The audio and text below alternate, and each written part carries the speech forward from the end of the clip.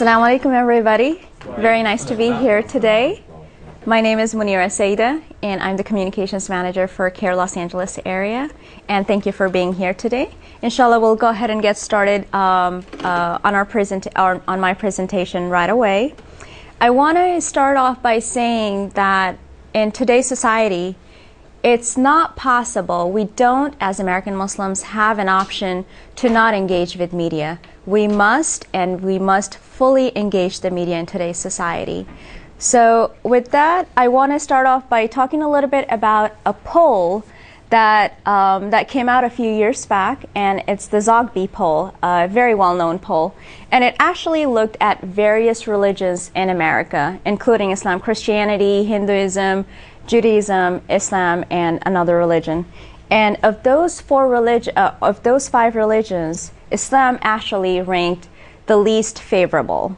And this is not a surprise for us, but I still wanted to just mention the statistics a little bit and then get into media relations and media engagement. Also, the statistics said that 39% of Americans ranked Islam unfavorably and 35% ranked Islam favorably. Some of the other things about this survey was that the most favorable attitudes about American Muslims is among the segments of younger voters, which are 18 to 29, and of course Democrats, African Americans, and voters living on the East Coast and on the West Coast. Some of the segments in our society who have the least favorable attitudes about Islam and American Muslims, those include older Americans, those include Republicans, those include voters in the South and the Midwest. And two major roadblocks, when the survey was done, two major roadblocks that the survey indicated was perceptions about treatment of women in Islam, and also the perception of violence in Islam. Finally, voters who say that if they know a close friend or somebody who's Muslim, they have a more favorable attitude about Islam and Muslims, as opposed to those who don't know any Muslims at all. And again, no surprise here, we've known this all along. So some of the other polls, if we look at those, again, younger adults tend to have more favorable views about Islam, and people over 60 tend to have the most negative views of Islam. And again, ex-urban, rural, adults over 60, conservative Republicans, Christian evangelicals, and residents of the Midwest and the South tend to have the least favorable views about Islam. So the results of the survey, looking at the results of the survey, there were recommendations made to the American Muslim community in terms of outreach and in terms of creating better understanding and improving understanding of Islam and Muslims. So in terms of messaging, the recommendations were to educate target audiences about accurate Islamic teachings, obviously, and we've been doing that for the past 10 years, and we need to continue to do that more. Show Americans what it means to be an American Muslim. Americans still don't understand what an American Muslim does, what their family values are, what their faith teaches them, unfortunately. And also, to gain more credibility with target audiences, Muslim leaders must continue to condemn terrorism unequivocally, in line with Islamic principles, obviously. Mainstream the American Muslim experience. Still, there are perceptions out there that American Muslims are a foreign entity, Islam is a foreign religion. No, Islam and American Muslims are very much a fabric of the American society. So mainstream the American Muslim experience. Violence and subjugation of women are major roadblocks, and we need to continue to utilize constructive messaging and take those issues head on. And of course, our target audiences are people who are on the fence, young adults, people who live in urban areas, and political progressives. To reach those on the fence, focus efforts on also suburbanites, people 30 to 60, religious moderates, and political moderates. I want to now talk a little bit about journalists what their characteristics are, how the media works. And just the number one thing you have to remember about journalists are they tend to be lazy and they tend to not like to do work. They expect us to do their work for them, especially for the American Muslim community. And a lot of journalists, they may be well-intentioned, and they are. They just don't know anything about Islam and American Muslims, and we have to try and educate them. Again, so journalists, they do very little primary research. They're under deadline pressure, of course, all the time, and they fear charges of inaccuracy. Working with reporters. We have to know who's who in the newsroom. We have to build relationships of trust. I cannot emphasize that enough. We have to build relationships of trust. For example, if you are a leader of a mosque or if you're a leader of an organization, you can give them a tour. You can invite them to the office and talk to them about what's happening in the community locally, what are some of the national trends that are happening with the Muslim community. Take them out for coffee or lunch. Let them know about activities that are coming up. If they've done a good job, let's appreciate them. As a community, we don't appreciate good work of journalists enough, so we must continue to do that, inshallah. Also have an understanding of what is newsworthy.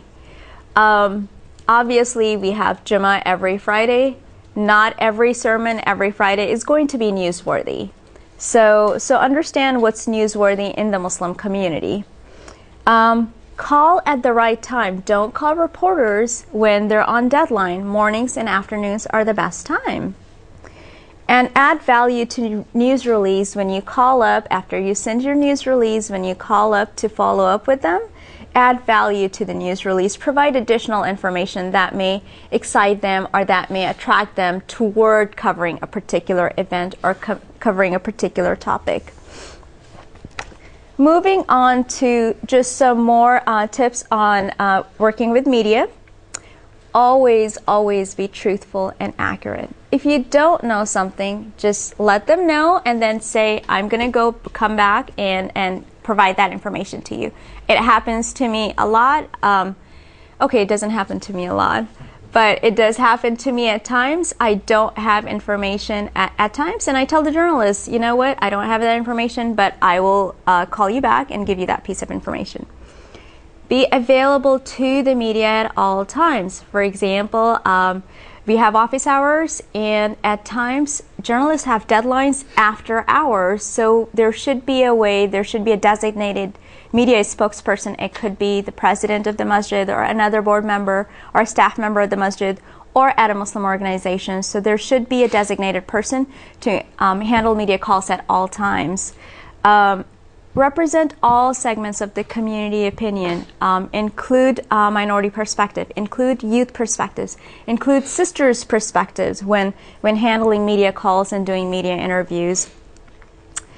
Have a legitimizing title. For example, mosque spokesperson or organization spokesperson is fine.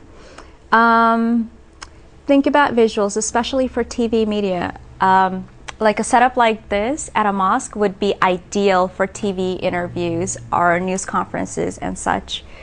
Act quickly to take advantage of opportunities that are happening. There's a lot of times Muslims aren't in the media a lot, so we should try and take advantage of those opportunities. For example, unfortunately, the killings of Afghans in Afghanistan by a military person, a U.S. military person.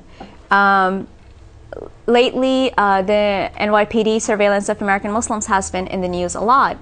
And I'd also like to say the Associated Press has done an excellent job uncovering all the surveillance activities of NYPD, and I'm just wondering how many from the Muslim community have actually appreciated or thanked those reporters. So anyway, so act quickly to take advantage of news opportunities, piggyback on larger stories or trends, know how to write in AP style. Associated Press actually came out with a style book. It's it's considered their Bible. It's considered a Bible for the journalists, and it just basically shows how to write, how to abbreviate, and what the proper style for journalist is. If you don't know something, say so. Become a news resource. Again, a lot of reporters don't know the first thing about the American Muslim community. So if you have a designated person at your organization or at your mosque, and they can call upon you all the time, even for background information or little questions here and there, that would be awesome. So become a news resource. And know that nothing is ever off the record. Even when you tell a reporter it's off the record, it is not off the record. It happened to me one time. I told this one reporter they wanted to get more information about CAIR's association and such, CAIR's background information, and I told the reporter specifically, I don't mind telling you all this background information off the record. And guess what? The next day when the story came out, all of the information that I told the reporter off the record, it was quoted. I was attributed that information in the news article. So nothing, and you know, I mean, it's just to help journalists out with background information. But I wasn't surprised when it happened. I was like, okay, alhamdulillah. Anyways, so understand that nothing is ever off the record. Media relations blunders to avoid. Okay. Failing to respond to media inquiries. That happens in our community from time to time. Becoming hostile or threatening. Overuse of rhetoric. Trying to overtly manipulate coverage. Okay, so if there's a reporter who doesn't understand an issue about the Muslim community, and there are reporters like that out there, what we should do is we should explain the background information to them. And at the end of the interview, summarize the major points again. And understand that they'll actually talk to, if it's Islamophobes, they'll talk to Islamophobes. They'll try to get the other side. If it's the Palestinian-Israeli conflict, they will definitely talk to the pro-Israel side. So the best we can do is try to give them as much information as possible and always summarize at the end and also follow up with them. So anyways, and providing inaccurate information. If you don't have the information, just let them know that I don't have the information and I'll get back to you with that information. Failing to understand how the media works. Media gatekeepers. I just wanted to quickly go over that. For television, it's news assignment editor, and they decide what the coverage of the day is going to be. It could be public service director. For talk shows, it would be the news producer or the talk show producer. For print, it would be the city metro editor who would decide what the coverage of the day is going to be, what the long-term journalism projects for that particular newspaper are going to be. Photo editor, religion reporter, feature editor, and foreign desk editor and editorial page editor. When you're writing news letters to the editor or columns, the editorial page editor is the person who's in charge of the opinion pages of the newspaper. Media gatekeepers for radio, news director, public service director, talk show producer, and for wire services, which is Associated Press and Reuters, daybook editor, and bureau chief. So with that, what I want to do is I actually want to get into the first major segment of the presentation, which is writing columns. You've all seen columns written by Muslim leaders, by the youth. There was recently a very nice column written about the Muslim student associations in the nation. I encourage you to read it. So columns are a really good way to get your message across. It's a really good way to get the American Muslim perspective across on major issues. How to write a column? Well, check with the editors on the newspaper column submission policy, because the submission policies vary from newspaper to newspaper. So for the Daily Breeze, it would be different. For the LA Times, it would be different. For the Long Beach Press Telegram, it would be different. Stick to one issue. What is the current core issue in the Muslim community right now? What is the big issue in the Muslim community right now? If you want to write about it, just stick with that issue. Don't bring in other elements, because what you want to do is you want to focus on that particular issue. For example, if you just take the treatment of Muslim youth or the perception of Muslim youth in society, if we want to focus on that, just stick to that. Don't introduce other elements in the column. And then keep the column to no more than 750 words. Space is really precious. So use that space wisely. Write the headline first. When you try to write the headline first, it will help guide your column. It will help put focus on your column. Make your first line a zinger. Make it powerful, make it impactful. Try to pitch it as an exclusive to a newspaper. For example, I know for a fact that Press Enterprise and Riverside and Los Angeles Times, they only take exclusives. If you submit a column to them and if you submit it to another newspaper, they will not consider your column. So just keep that in mind, and then try to state the conclusion first and summarize at the end with a call to action. Again, space is precious. If you're going to write a column, if you're going to spend effort writing those 750 words, have a conclusion where you are encouraging Americans to do something. For example, you know what, American people, it's been 10 years after 9/11. We understand that a lot of you still don't know about American Muslims. Go visit a local mosque. Contact a local Muslim organization and get to know the Muslims better. Talk to your Muslim neighbor. So have a call to action, and don't skimp on the facts. Include a brief bio and contact information. And I've also included some examples. I wrote a piece for Huffington Post on Lowe's and American Muslim, All American Muslim, and it was in the news a lot during December when Lowe's actually pulled their ads or advertising from All American Muslim show. And then the second one is Orange County Register. Unfortunately, there was this hateful Yoruba in the rally last year, and so our office responded to that with a column on just condemning hateful rhetoric about American Muslims.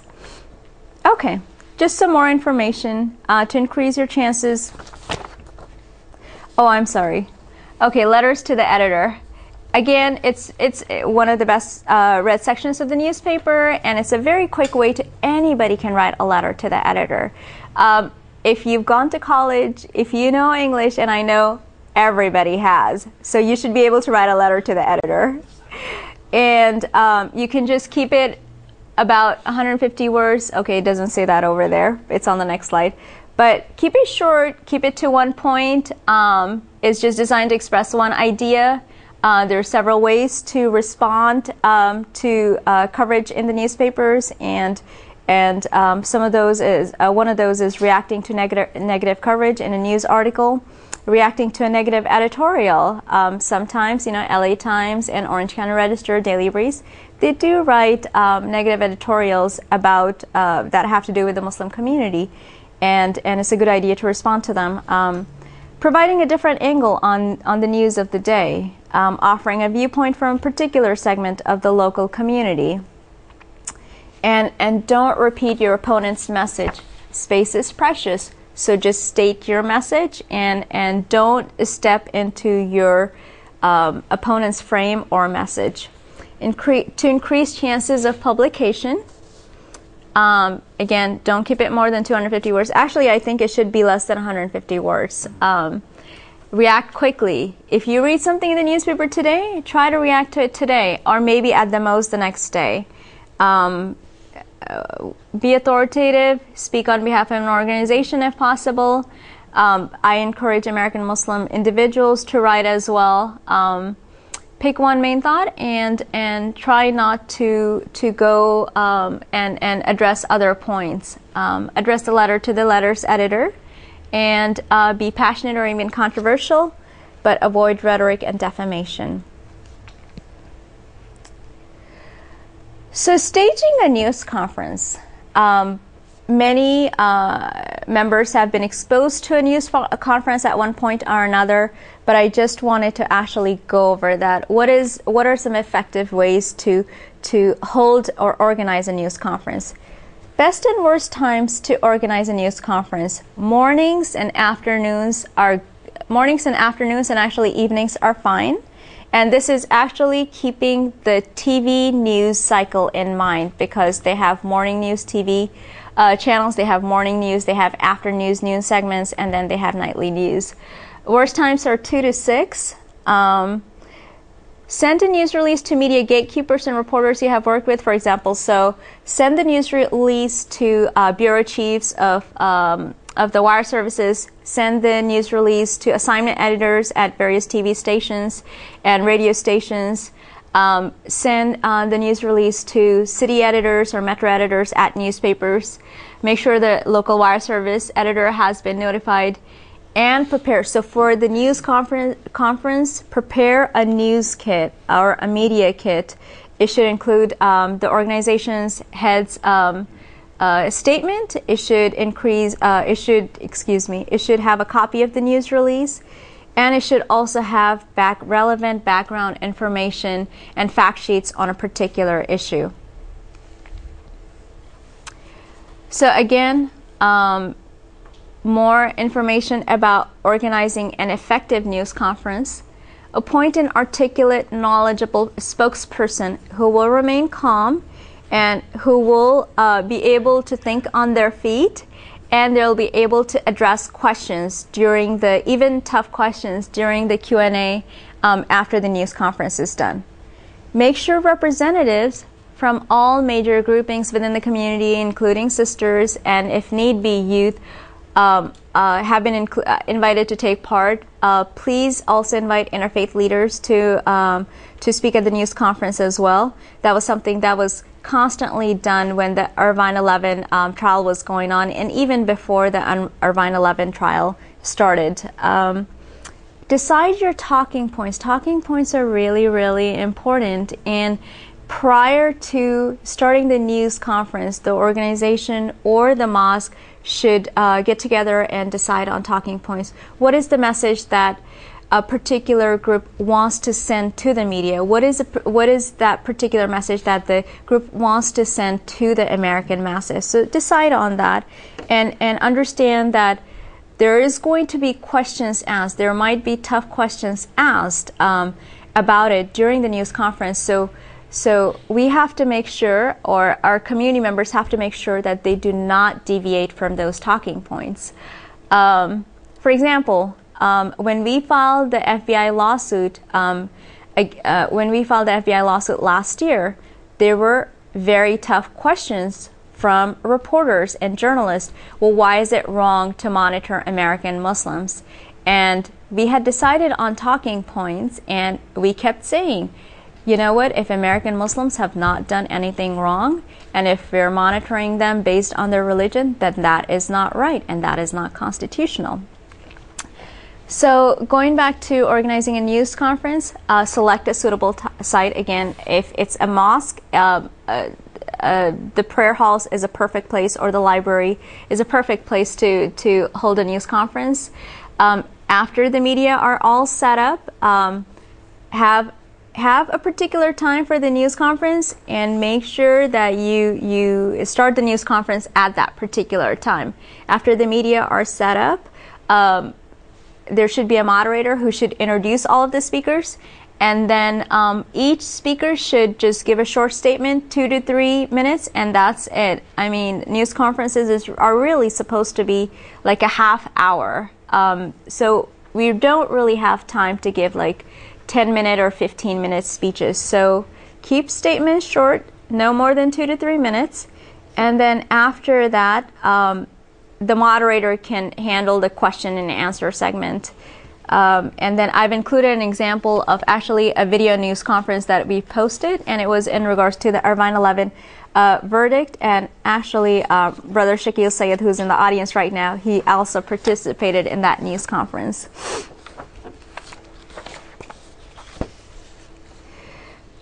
Writing a news release. An effective news release is also a very good way to reach the media and to let Americans know about what we're thinking on a particular issue. How to write a news release. News release is not a place where you want to get creative. Keep it simple, stifle creativity, follow set formulas. whether it's a media advisory, whether it's a statement that's being issued to the media, or a public service announcement. Use an inverted pyramid style. That is a term that comes from journalism, and what that means is if you invert the pyramid, the most important information is going to be at the top.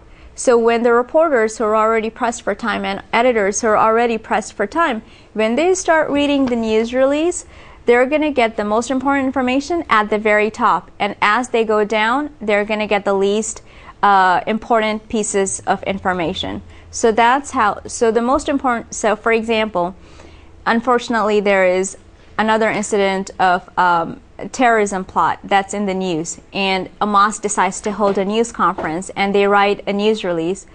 So the most important piece of information would be such and such mosque will hold a news conference to condemn the terrorism plot. That's the most important piece of information that needs to get out to the news media right away. So use inverted pyramid, headline, and lead sentence.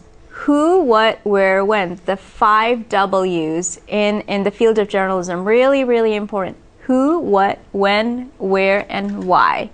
Be clear and concise and active. Eliminate all unnecessary words.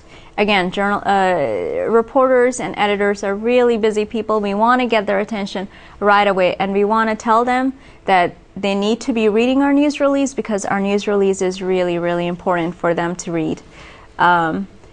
Define all non-English terms. Put opinions in. If there's any quotes from a mosque leader or from a leader of a group, then those need to be inside quotes. So any opinions should be inside quotes, basically. Rewrite, rewrite, rewrite, and then those are some of the ways to end a news release, and again, some of the stylized style that needs to be included in the news release. And include usable contact information. When a news release is sent out, there should be a contact person for that listed on that news release, and they should be available to media at all times. Steps to writing a news release. This is going to get a little bit technical, but basically the major idea on this slide is that the most important pieces of information belong at the very top of a news release, and the least important pieces of information belong at the bottom of a news release. So write the headline. That's basically the 80% of our story. Whatever the issue is, the headline conveys 80% of our message, of our perspective, of our story. Who, where, is doing what, those are pieces of information that belong in a news release. And then when you write the subheadline, that is going to include 90% of the story. So again, headline and subheadline, they're very, very important parts of a news release, and they carry most of the weight in the news release. Write the lead sentence, which is 95%. Expand on the headline and the subheadline when you're writing your news release. Incorporate language of the headline and subhead while adding new information. Explain more about the issue. And again, any quotes or any opinions need to be included in the quotes. Give background information after the quote and add a tagline. For example, Islamic Center of South Bay has been around since 1980 and believes in mutual understanding and cooperation. So that kind of tagline, I'm sorry. So moving on to 3 ways to begin a news release. Again, this is getting very technical, but this is all good information when we start writing a news release. 3 ways to start a news release is the name of the organization today. So for example, the Islamic Center of South Bay today said such and such about this particular issue. Or the second way to do it is a description of the organization, and then today, and the next sentence will say the name of the organization. And then, or for example, if there's a news conference, or if it's a mosque open house on such and such day, the Islamic Center of South Bay will hold an open house. So moving on, I wanted to talk a little bit about social media, or the power of and the effectiveness of social media. We hear about social media a lot, and many of our community members, especially the young community members, totally understand what social media is and the importance of social media. And sometimes as organizations and as mosques, we kind of try to figure out how do we incorporate social media into our work. And so just wanted to list a few things here. Advantages of using social media. There is a whole online community out there. I mean, we live in a global village. We don't live in our small cities anymore. We just don't live in America anymore. I mean, we are able to, and this is again not news, but we're able to engage people on the other side of the world because of social media, and able to do it really, really fast. So why should we try to engage or incorporate social media into our work? Reach more people, obviously, especially younger and on-the-fence individuals. It also brings increased visibility to our work, and it's an opportunity for more interaction and engagement. And the final thing, it attracts more members for the mosque, whether it's Muslim or non-Muslim, and it attracts more supporters, and of course it attracts more donors. And it is completely free, doesn't cost a thing. So main social media sites, vehicles, you've all heard of Facebook, you've all heard of YouTube and Twitter.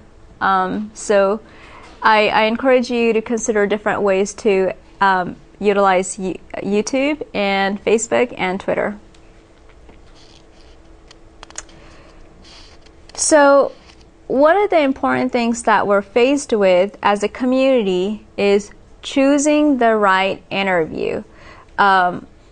Unfortunately, I have to confess, 10 years after 9/11, we still don't have as many members in our community who are up for doing interviews, and we want to try and help train more and more, not only leaders but also activists, MSA members, board members, community members, to be able to do interviews. This is a challenge that I incorporate in my work as a communications manager for CAIR. I have to constantly find, diverse voices in our community to be able to help do the interviews. So choosing the right interview, here are some tips for our members to look at. News outlets that will actually enhance stature and reinforce your positioning as respected leaders. So some of the news sites or some of the news outlets that come to my mind right away are NPR, CNN, Daily Breeze, again, a local newspaper, Los Angeles Times. These are all media outlets that are interested in hearing our perspective, and they will enhance our stature, and they will keep our messaging intact most of the times.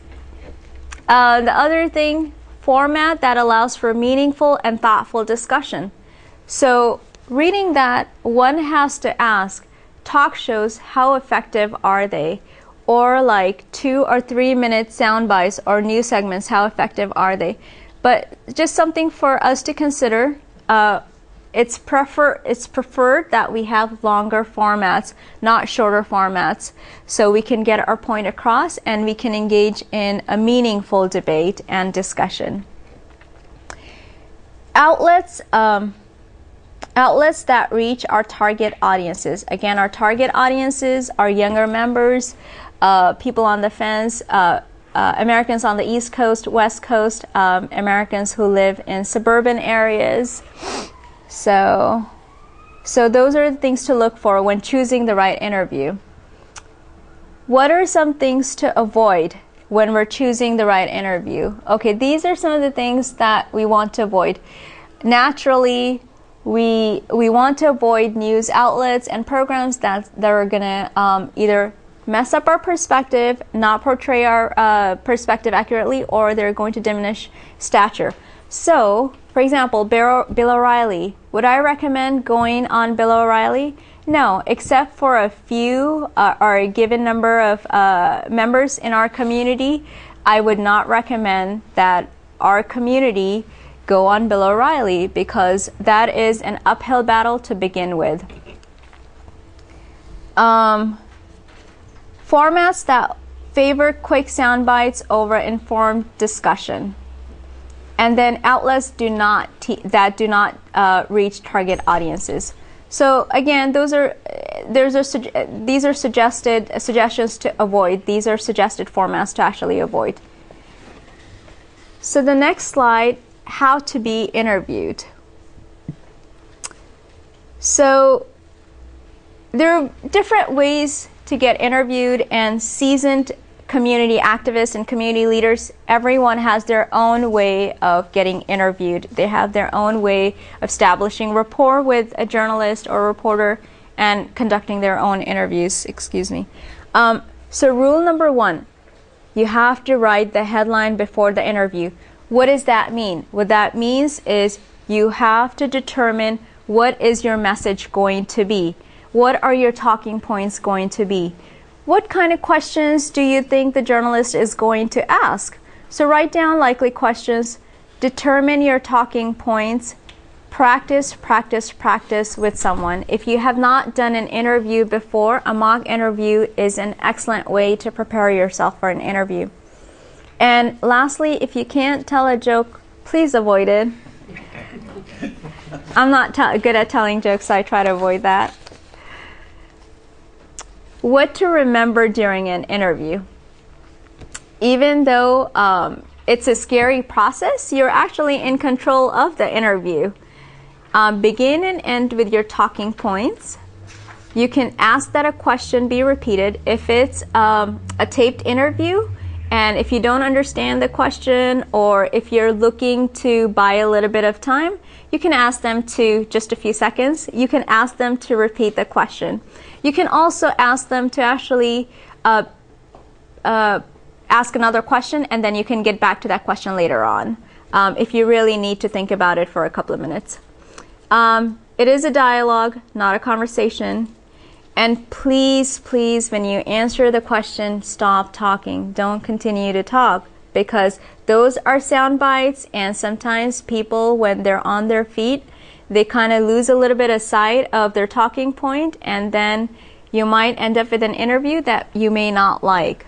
So stick to your talking points, stop when you've answered the question, and do not deviate from your talking points. Never say no comment or off the record. As an American Muslim community, the masses want to hear what we have to say. And for example, there is a legitimate question about 10 years after 9/11. Do Muslims really need to continue to condemn terrorism? Well, you know what? There are people out there who still don't know anything about American Muslims and Islam, and they have genuine questions about our faith. So we have nothing to hide. So we should try and answer questions to the best of our ability, and try avoiding terms such as no comment or off the record.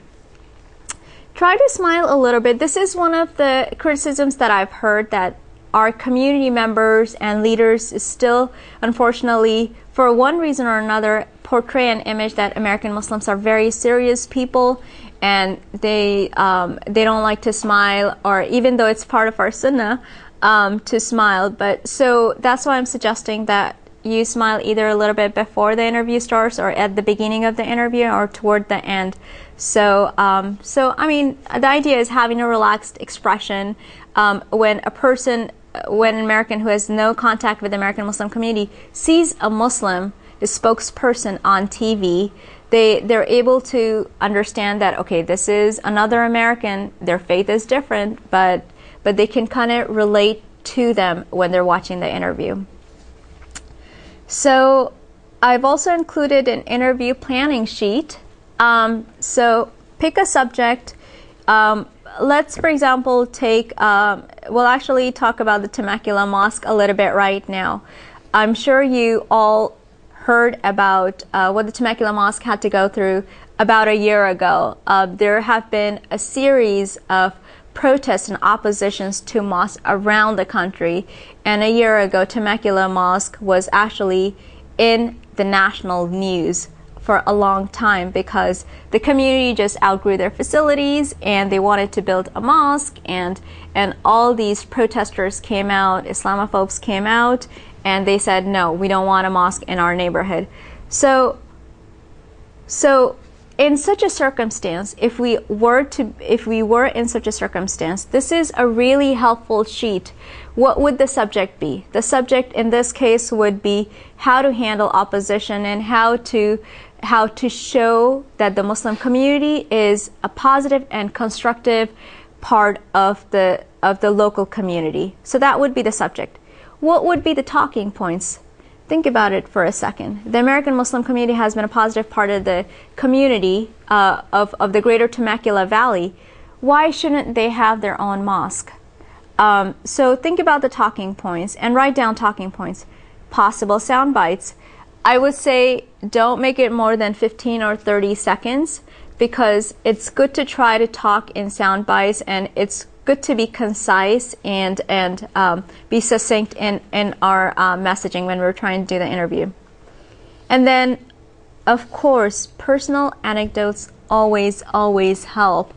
A mosque leader, if they're talking about their mosque, if they can include how it has impacted their personal family, if it has impacted them personally, that really helps.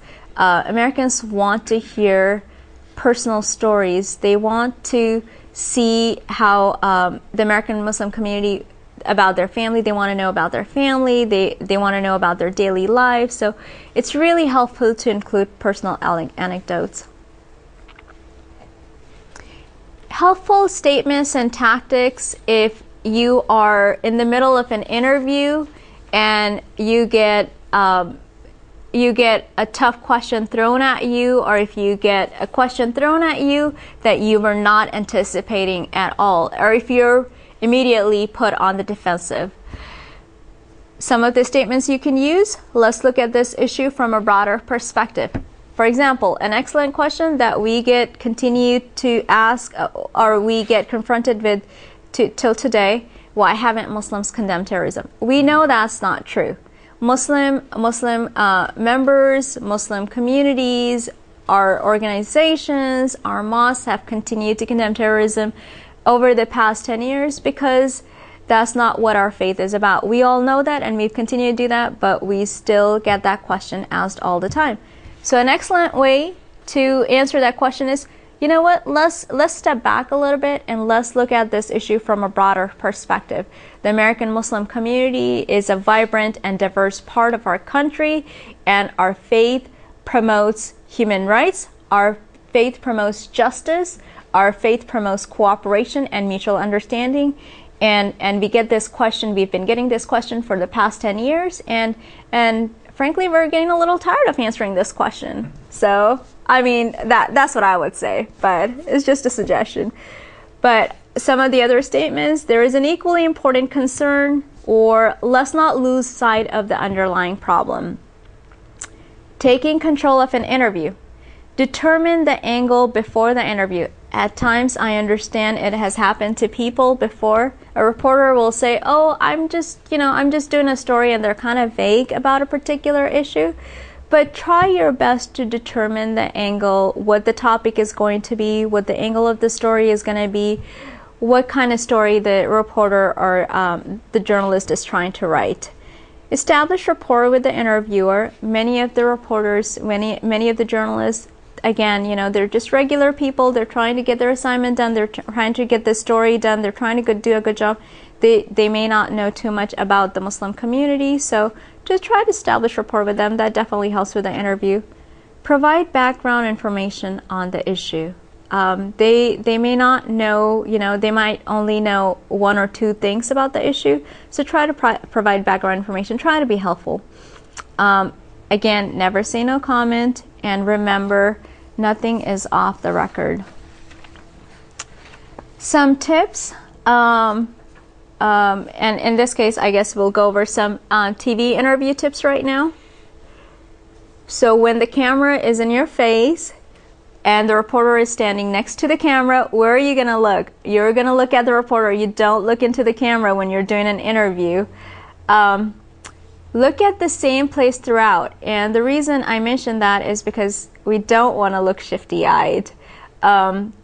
Eye contact is really important during the interview, so just continue to look at the reporter. Stand upright, but not too rigid. Try to have a relaxed position. Put one slightly in front of the other, again, just to help you feel a little bit more comfortable when you're doing the interview. Keep hands either on a podium. If you have a podium in front of you, usually you don't actually, or usually I haven't seen that. Or keep your hands in front of you, clasped together, or keep your hands behind you. Don't move around your arms when you're doing the interview. And again, when sitting down, sit upright 1 to 2 inches from the back of the chair. So basically, it's telling you to sit upright. And then keep clothing from bunching or bulging. And then more TV interview tips. Voice and mannerisms. How do you want to sound? How do you get your voice across? Those are all, again, important tips. Warm up your voice beforehand. Vary tone, intonation, and emphasize words. Again, you don't want to sound monotonous. Don't speak too quickly, but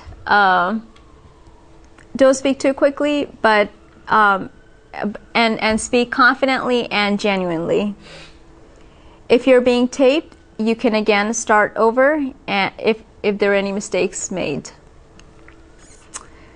What to avoid?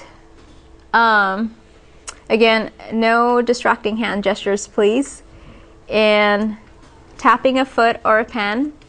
Pause words such as I have a habit of doing that sometimes.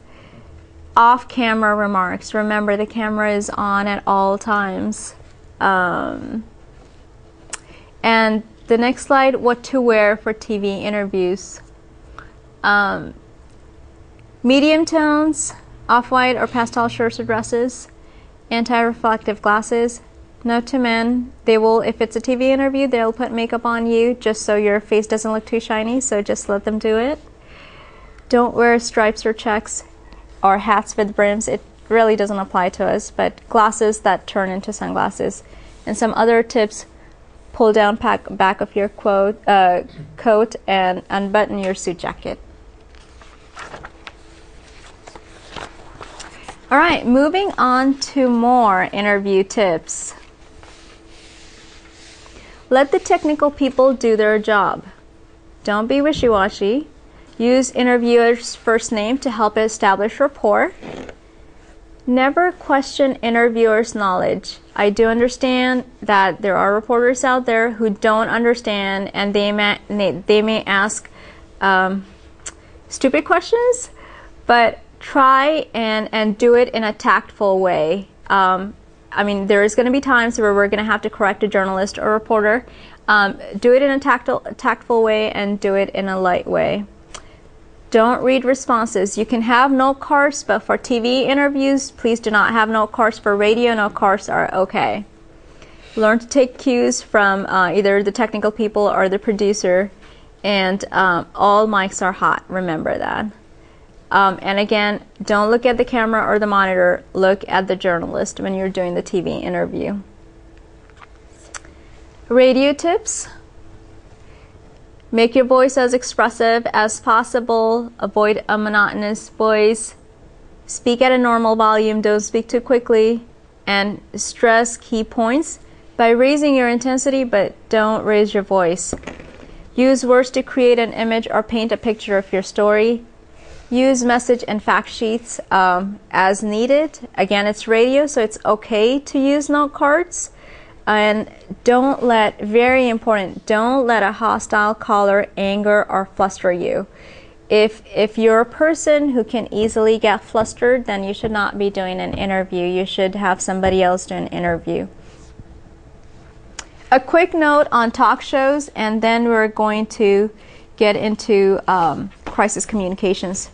Talk shows, most of them, especially conservative ones, they're actually not a very good way to get our message out. But if you do end up like on a progressive talk show or something, remember, if you look good, then they look good. Producer books the person on the show, but it's actually the host who runs the show.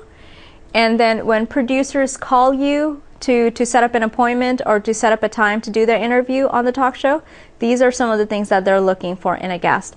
availability and punctuality, whether the person is articulate. They could actually do a pre-interview to determine if a guest is going to be good for the talk show segment. If the person is articulate, and if they're authoritative, legitimate, and if they have to translate complex issues or topics into digestible form and in a quick, fairly quickly, basically.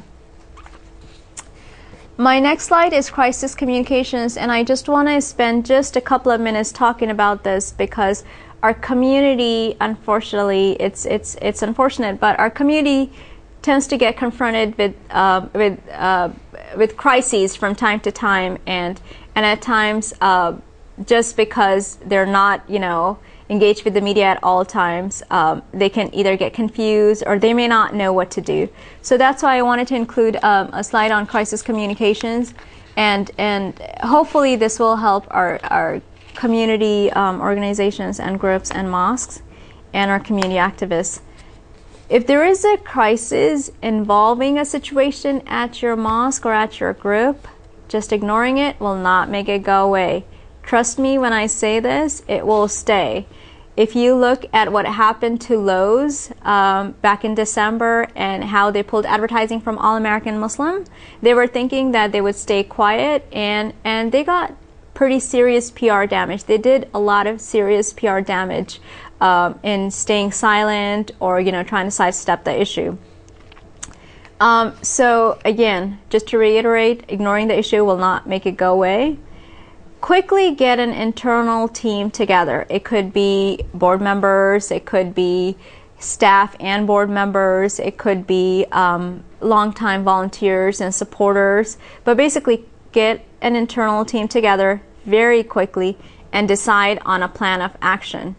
Even at times, if the plan of action says, okay, we'll just wait and see what happens, and we're just not going to take any action right now, we're just going to watch it for a half day or for a day to see what happens, still have a plan of action. And then some of the other things that are included in the plan of, that could be included in the plan of action, it could be a news conference, it could be a public statement that can be on the website or something, it could be, handling media interviews that the mosque or the organization gets. In case of the Temecula situation, mashallah, Imam Mahmoud Harmoush he was getting a lot of media calls, and he was making himself available for media calls. So that was really, really helpful. So again, the plan of action could be doing a news conference. That's a little bit scary. I would definitely encourage a public statement. I would definitely encourage, after the talking points are determined, doing interviews. You may consider calling upon your existing network of allies and supporters. That is very, very helpful. When there is a crisis that hits our community, our strongest supporters are interfaith allies and progressive groups. They've mashallah, over the years, they've helped our community out over and over again. So this is again something to consider, calling upon network of allies and supporters to help address the issue. Monitor media coverage constantly, because the media coverage will, in terms when there is a crisis going on, the media coverage will change. It could change from day to night, and it will definitely change from day to day. So monitor the media coverage constantly and adjust your plan of action accordingly. We're available as a resource to our community, so if there's any questions, we welcome questions. Please contact me. And again, ignoring the problem won't make it go away. I want to spend a few minutes talking about what a frame is, and we have a few more slides after that, and then I'll take questions. What is a frame? You may have heard of this, especially if you deal with media a lot. What is a frame?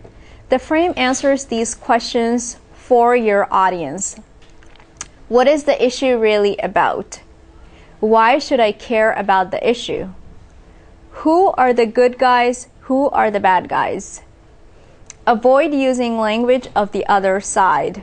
By negating a frame, you evoke the frame. Nixon, for example, said, "I'm not a crook." Well, what does that mean? Everybody knows that he is a crook. So again, just to remind everybody, what a frame is it discusses, it tells what the issue is really about and why a person should care about the issue and who are the bad guys and who are the good guys in that particular issue, and not to step in the other side's frame. And I'll talk a little bit more about that a little bit later. So going on to the next slide, we can't jump into their story. We can't jump into the other side's story. So for example, looking at the image here, one would think, what? Would we think that this person is a sweet person? Would we think that the person is an innocent person? Would we think that this person is a fair person? Or how about this person stands up for what's right? Or that this person is a peaceful person? So looking at the picture, we know that this person is not a good person. So, and then let's look at the next picture. Are we going to think to ourselves when we see this picture, if this person is evil or mean or cruel or only cares about herself or uses people? No. So the point being here, we cannot jump into the other side's frame. We cannot jump into the other side's story. And expanding more on that, there are obviously misperceptions about our community. There's obviously misconceptions about our community. So what are some of the frames? What are some of the negative and inaccurate frames that our community is subjected to all the time? Some of these frames are: Islam promotes violence, and all Muslims are radical extremists who hold no regard for human life. Another frame that our community is confronted with: Muslims are insular people. They keep to themselves. As a result, they're foreign, unfamiliar, and uninterested in American customs and processes. Another frame that we are faced with is Muslims tolerate extremists and extremism in their midst. Islam subjugates its women and treats them worse than second-class citizens. Muslims are intolerant and rigidly devout as a people. So those are the inaccurate and negative frames that our community has to deal with day in and day out. What are some of the positive? What are some of the accurate frames that we want to multiply, we want to share with the rest of the masses, and we want to continue to stress in our messaging and through our work? These are the accurate and constructive frames that we want to continue to push forth. The American Muslim community is as diverse as America itself, right? We've all heard that. We all know that that's true. We want to continue to push that frame forward. The American Muslim women are diverse and practice their faith and integrate their culture in diverse ways.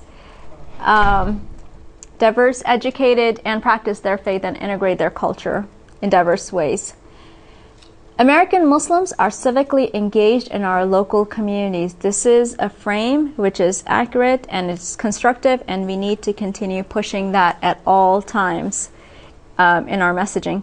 Like all Americans of faith, next one, like all Americans of faith, American Muslims express their belief in God through prayer and service to our communities. Very, very important.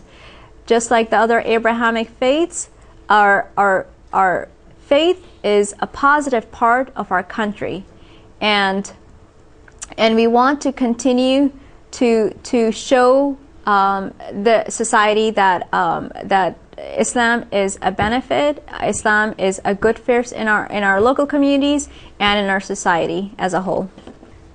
So again, another frame, positive and constructive frame, that we should continue to push for as a community is, like all Americans of faith, American Muslims express their belief in God through prayer and service to our communities. That's a very, very important frame to get out there.